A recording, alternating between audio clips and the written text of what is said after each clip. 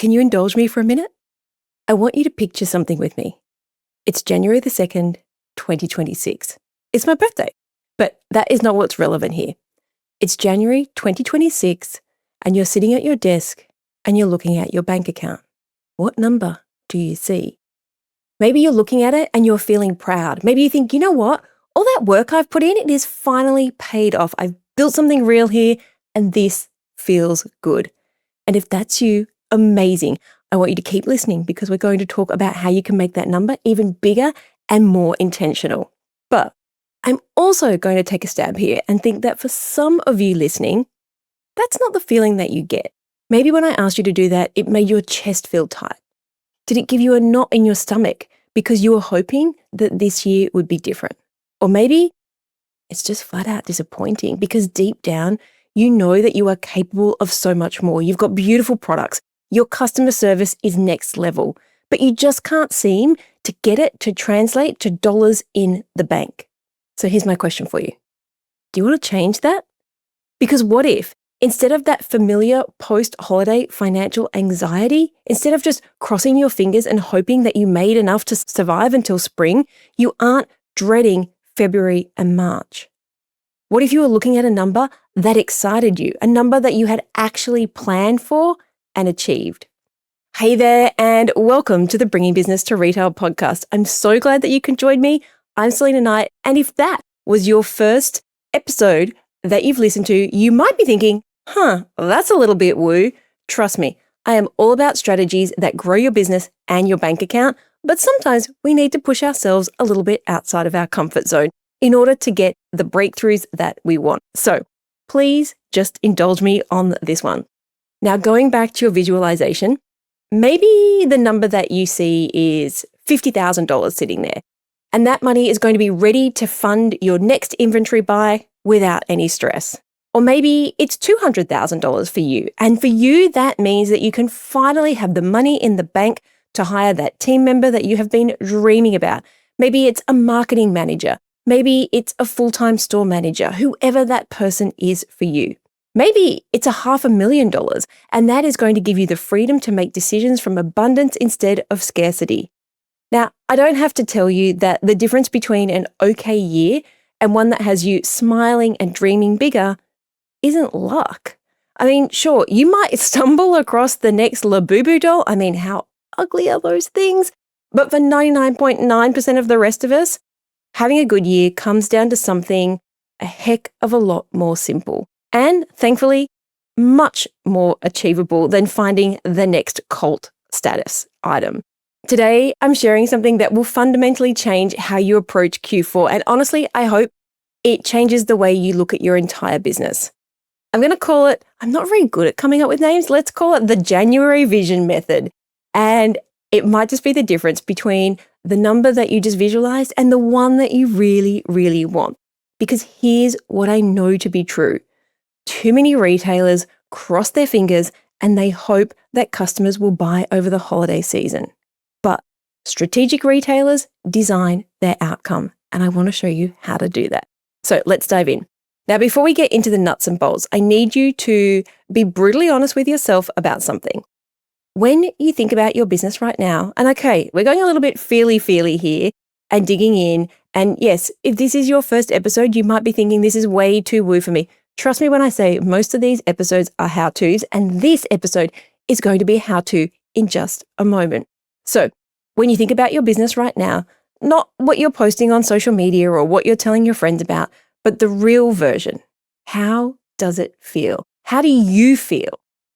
Are you constantly guessing? Are you wondering if you ordered enough inventory or not enough? Do you literally cross your fingers and hope that this latest promotion or sale will work, or that the campaign that you're running will finally hit? Because living like that is exhausting. Living in a cycle of hope and panic is not what grows your business. Because if that is you, I need you to understand something. That is survival mode. And survival mode will never, ever get you to the vision that you have for your life and business. Because here is what happens when you're in survival mode. Your brain literally shuts down the parts that are responsible for creativity and strategic thinking and long-term planning. It's like your nervous system goes, we don't have time for big picture thinking right now. We just have to get through today. Your body starts operating from fight or flight. Your lizard brain kicks in. You are reactive instead of responsive. You're making decisions based on fear instead of opportunity. You grab at quick fixes instead of building sustainable systems. And here's the kicker. We are about to head into the busiest, most opportunity-rich time of the entire year for nearly all of you listening. Q4 is when fortunes are made and businesses fatten up for the lean season, when all of the work that you've put in can finally pay off in massive ways. So do you really want to go into this season of opportunity and navigate it from survival mode when your brain is just focused on getting through instead of capitalizing on the biggest revenue opportunity of the year? I mean, that's like trying to run a race and holding your breath. I mean, you might survive, but you're definitely not going to win. And just this week, inside of our Scale Your Store Accelerator, one of our retailers said that they felt like they were flying blind when it came to Black Friday, Christmas, and the whole holiday season. Now, I latched on to that phrase, flying blind, because it hit me in the heart, because that is exactly what so many retailers are doing. And it was a simple fact that people were nodding their heads as she said it. They're running their businesses based on hope and crossed fingers. And it doesn't have to be that way. Honestly, it really doesn't. What I can tell you firsthand, because I am inside the back end of successful retail and e-commerce businesses every single day, that the ones who are hiring new team members, the ones who are really taking vacations where they're not on their phones constantly, they're not flying blind at all. They know exactly where they're going and they know exactly how to get there. Now, sure, there are bumps in the road. Not every promotion they run works. Not every product they buy in sells. But they've put the work in. And that all starts with something that most people think is very, very boring and it sounds super scary. Forecasting. I know. I failed accounting twice. The concept of forecasting, when I heard about it, was literally like, I don't understand numbers, I don't get it. But here is what I've learned. Forecasting is not about predicting the future. It's about creating it. Now, if I can share a story about a homeware store owner who was in our Scale Your Store program a little while ago, let's call her Kelly. Now, up until now, Kelly would go to the trade fairs in August and she would just wander around and she would buy the things that she thought would sell. She didn't really have a plan. Her budget was just based on how much money she had in the bank or how much her line of credit had left in it. But one of the questions that I ask inside of the accelerator is, what does your next level look like? And for Kelly, her goal, the one thing she really wanted was to hire her first full-time employee. She had 2 part-time store managers. She had a lot of part-time people, but she didn't feel like she had the safety net, the money in the bank, the liquid cash to be able to confidently hire someone full-time. She was very, very scared that if she brought someone on full-time, she would have to let them go because she couldn't pay for them. But she also wanted to take her family on a real vacation. So she said to me, not one where I am constantly checking my phone every 5 minutes. I want to be able to take my family on a vacation and not have anyone have a go at me about the fact that I'm working. I love that for her. You know why? Because she was so precise. She knew exactly what she wanted. And when you have a goal, it is so much easier to work out what to do next. And so here's what we did with Kelly. We worked backwards. What would that number have to look like for her? So she decided it was $200,000. Remember how I asked you, how much money do you want to see in the bank in January? She wanted $200,000 in her bank account on January 1st, cash, liquid. Liquid means you can go and spend it right now. Now, some of you might be thinking, oh my gosh, if I had $200,000 in cash in the bank, I would feel like I've won the lottery. Other people might have more than that in their accounts right now. The actual number is irrelevant. What's relevant is that she had a number. Because Kelly had already worked through her business expenses, her cost of goods sold, she'd calculated what she would need to generate after she had all of her liabilities taken out, And she realized that she would have to make $800,000 in revenue in Q4 to net $200,000 after all of her costs. $800,000. Now, for some of you, again, that number might seem massive, or it might sound small depending on where you're at. The number doesn't matter. What matters is this. That $800,000 became her North Star. Every single decision that she made from July onwards was filtered on that one question. Will that get me closer to doing $800,000 in Q4 revenue? Her inventory buys, her promotional calendar, her email marketing strategy, her social media content, everything was designed to support that goal. She didn't hope, she didn't cross her fingers, she engineered the result. And you want to know what happened? She hit $825,000 in Q4. She had $210,000 in the bank on January 1st. She hired her first employee in February. And yes, she took that vacation. But here's the part that hopefully will blow your mind. She told me later that the whole experience was less stressful than her previous years. Why? Because she wasn't guessing anymore. She had a plan and she had executed it. And sure, it was messy and at times it was overwhelming, but having that big, hairy goal drove her forwards. Okay, so let's get into the method that makes this kind of transformation possible.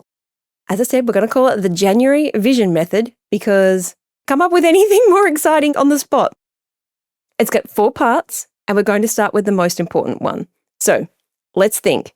January 1st, 2026. Close your eyes again for a second. Seriously, do this and picture yourself on January 1st, 2026, not just your bank account, not just your business, but your whole life. What does it look like? I mean, it's not that far away. Are you stressed about money? Or are you confident about your financial position? Are you working 70-hour weeks? Or do you have people handling different parts of your business? Have you hired team members? Are you taking that trip that you've been talking about for 3 years? Or are you still going to be saying, maybe next year? Here's what most people don't understand. Your January 1st vision, it should scare you. If it doesn't require you to grow and to stretch and to become a better business owner, then it's not a vision. It's just a wish, or you might be playing a little bit too small. Kelly's vision scared her. $200,000 in the bank felt impossible. Her highest revenue month that she had ever done was about the same, $200,000. That was not profit, that was revenue. But that fear, that urgency, that is what created her plan to think differently, to start planning, to be more strategic, to stop operating like a hobby business owner and start operating like a CEO. So what's your January 1st vision? What do you want your bank account to say? What do you want your business to look like? What do you want your life to look like? Write it down, make it specific, make it scary, make it exciting, because everything we do from here is designed to make that vision inevitable. So part 1, what do you want? Part 2, we reverse engineer it. So once you have your January 1st vision, we work backwards. Now, this is where most retailers get it completely wrong. They think about Q4 as people are going to shop. Let's just see what happens instead of here's what needs to happen. So if Kelly wanted her $200,000 in the bank, we had to get specific about what that meant for Q4, October, November, December. After accounting for cost of goods, operating expenses, her team wages, her marketing, her tax obligations, sneaky one that lots of people forget, we knew she needed to generate $800,000 in revenue between October and December. Now, this is where it gets a little bit interesting. Now, once you know your Q4 revenue target, you can start making strategic decisions instead of emotional ones.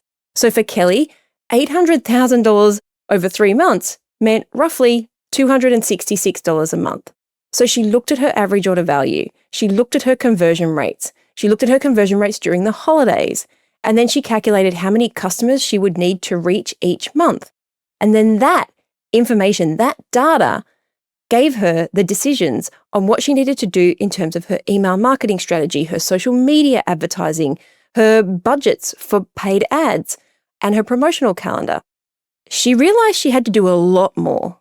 If she had to go from her biggest month ever being 200,000 to now consistently hitting 266,000, things were going to have to be different. She realized that she needed to grow her email list by 40% before October to hit her revenue targets. And that shaped her entire September strategy. She discovered that her current inventory levels would run out by mid-November if she hit her targets. So then she had to go back, go to her suppliers and plan for a second inventory drop in early November. So do you see what's happening here? She's not guessing. She is reverse engineering. She is not hoping her way to success. She is planning it step by step. And this is what I mean when I say forecasting shapes your entire marketing strategy, your entire budgeting strategy. When you know that you need to reach 500 more people to hit your targets, you will go and do something to do that. You'll go and send more emails. You'll create more content. When you know you need to increase your average order value by 20%, you will design bundles and upsells that add value, and you'll have the inventory to do exactly that. Alrighty, so part 1, where are we going? Part 2, reverse engineer how we're going to get there. Part 3, let's map out September and October. So Q4, remember Q4 is October, November, December. But here's the thing, Q4 planning does not begin in October, right? It sells in October, November, December, which means we can't be planning in October. You have to start earlier than that. September in a pinch, August is even better. But August is gone by the time you're listening to this. So September it is. If you want to hit bigger revenue targets in Q4, September and October are your foundation months. So this is when you are building your email list. It is when you are creating your promotional calendar. It is when you are planning your inventory. It's when you're going to market to buy your products. It's about setting up all the systems that make it much more possible for you to hit your targets. So Kelly spent September focused on building her customer database. So she wanted to increase her overall email database, her customer database, by 40%. That is a lot. And so she knew it was more expensive to do that in October and November. So she started in September. She knew she needed that bigger audience to hit her revenue targets, and she didn't want to pay as much for them. So every piece of content, every social media post, every email was designed to track those ideal customers and get them onto her email list. And October was all about anticipation and early sales. So she didn't wait until Black Friday to start selling. She created an exclusive early bird promotion for her best customers. She started dripping out the offers to her customers so they could see, they could get prepared. Remember, they're already in the buying mode at this point. And so they're looking for, what am I going to buy? What is out there? So not only did that generate revenue for her, but it also helped her gauge demand for some of her holiday inventory. And so by the time November hit, she wasn't scrambling. She was executing a plan that she had been refining for months. Can you see the difference here? Strategic versus reactive. Survival mode, lizard brain kicking in, or planning with intention. And here's something that most people don't think about: timing. So when you're working backwards from your goals, you know exactly when to start your email campaigns. You know how to space out your promotions so that you're not cannibalizing your own sales. And you know when your inventory needs to arrive so that you can maximize your selling window. You're not just throwing spaghetti at the wall and hoping that something sticks. You're conducting a symphony, and every note has a purpose. Okay, so part 1, what do we want? Part 2, reversed engineered it. And part 3, we mapped out those beginning pieces. We mapped out September and October. So what is part 4? Is where the magic happens. It's where you execute. When you have done all this prep work, when you have your January vision, when you've reverse engineered those targets and you've mapped out September and October, execution becomes easier. Now, I'm not going to say it's becoming easy because marketing is never easy. There is always that little spanner in the works. But when you're prepared, those spanners don't become roadblocks. They're just obstacles that you can navigate around because you are not second guessing every decision. You're not panicking when a promotion doesn't perform exactly like you expected. You're not wondering if you ordered enough inventory or too much. You know your numbers, you trust the plan, and you execute. Kelly told me something that I will never forget. And it's always it's so heartwarming to hear these sayings that I say over and over again, and then somebody says it back to me. So she said to me just privately, she said, Sal, for the first time in my business, I felt like the CEO that you always talk about and not the shopkeeper. If you are watching, you can see I have the biggest smile on my face as I tell you this, but you can probably even hear it in my voice.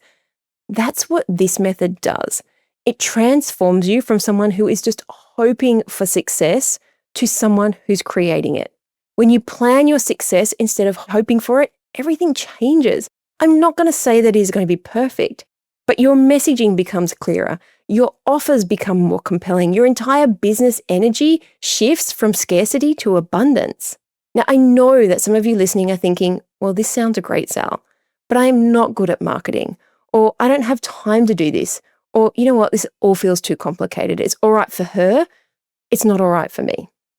So I want you to stop there. You know what is complicated?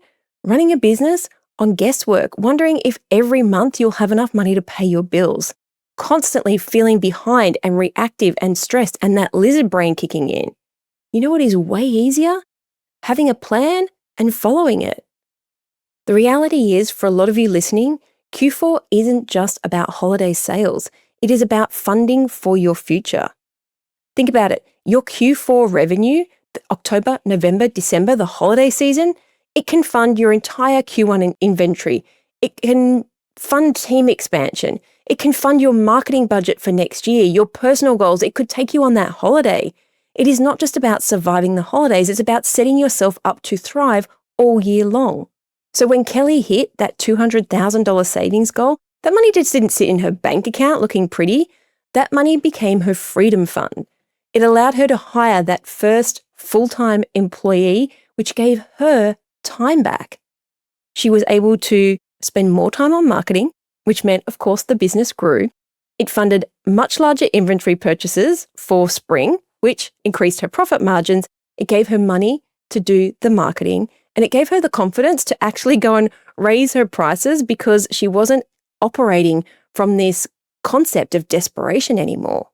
One strategic quarter, like Q4 in the holiday season, can literally change the entire trajectory of your business. But only if you plan it, only if you design it, only if you stop hoping your way to success and start creating it. The window for building out your holiday sales plan is closing fast. And if you need help working out what to promote, when you should run different types of promotions, or how the heck do you create offers that your customers say, shut up and take my money? I want to invite you to join me in the Double My Holiday Sales Bootcamp, where I'm going to walk you through exactly how to kickstart your holiday promotions so that you can sell more stuff and make more money. Now, this is not just about tactics, it's about strategy. It's about designing success instead of hoping for it. If you are tired of flying blind, this is for you. Over 4 live training sessions, yes, live, I'm going to be hosting these in real time. I will show you how to create campaigns that drive real results. You will stop throwing random promotions at the wall like promotional spaghetti. You'll go from guessing and hoping your next promotion might work to confidently knowing exactly what kind of campaign to deploy for any business situation. In session number 2, remember these are live, I'm going to share with you the 3 mistakes that are costing you time and money when it comes to promotions. So there are 3 sneaky little saboteurs that are killing your promotions behind the scenes, which cost you money, cost you time, cost you sales. And they're probably not what you think. But once you go through this session, you won't do them again. And then in live training session number 3, step by step, this is the one that everybody loves. I'm going to show you how to create irresistible offers.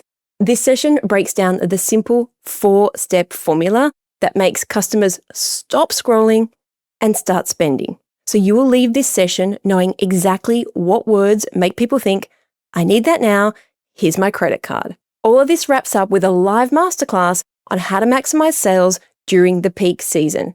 I'm going to show you how to turn all the things that you've learned into actual profit-generating system that works. Now, this bootcamp is designed to kickstart your holiday promotions and take you from not knowing what to promote to having a clear roadmap that transforms this holiday season from survival mode into your biggest revenue breakthrough. I would love to help you build out the plan to get you to that January goal that you want. We kick off in just a few days, and you can claim your spot at doublemyholidaysales.com. Will I see you there? Because here's the truth. The January that you want starts with the plan that you make today. Don't let another year go by wondering what could have been. Design the holiday season that you want. Join me over at doublemyholidaysales.com. Okay, that is all for today's episode of the Bringing Business to Retail podcast. Until next time, remember, you don't guess your way to great results, you plan them. Now go and make it happen and join your spot in the Double My Holiday Sales Bootcamp. Just like it says on the box, you can do it at doublemyholidaysales.com. Alrighty, I'll see you on the next episode. So that's a wrap. I'd love to hear what insight you've gotten from this episode and how you're going to put it into action. If you're a social kind of person, follow me at the Salena Knight and make sure to leave a comment and let me know. And if this episode made you think a little bit differently, or gave you some inspiration, or perhaps gave you the kick that you needed to take action, then please take a couple of minutes to leave me a review on your platform of choice. Because the more reviews the show gets, the more independent retail and e-commerce stores just like yours that we can help to scale. And when that happens, it's a win for you, a win for your community, and a win for your customers. I'll see you on the next episode.